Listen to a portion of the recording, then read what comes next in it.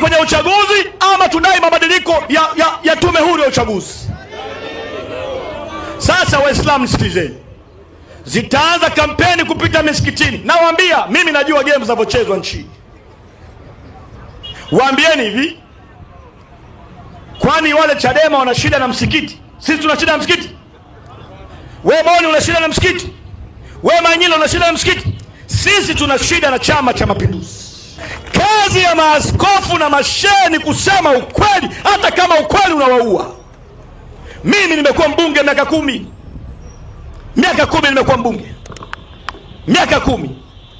Katika wabunge walioongelea mashehe waliokuwa wamefungwa na kuteswa, hakuna mbunge Muislamu aliongea zaidi yangu. Mimi Mkristo na bwege. Mimi ndo nilikuwa naongelea mashehe. Mimi sio Muislamu. Mimi ndo nilikuwa naongelea baada ya Kibiti, sababu nilikuwa waziri kivuli.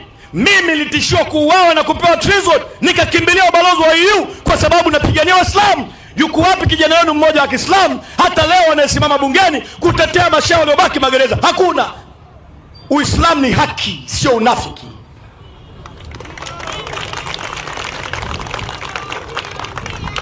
Tunataka taifa lenye haki. Uislamu na Ukristo ambao hautendi haki, hauishi haki, huo ni unafiki wala sio dini.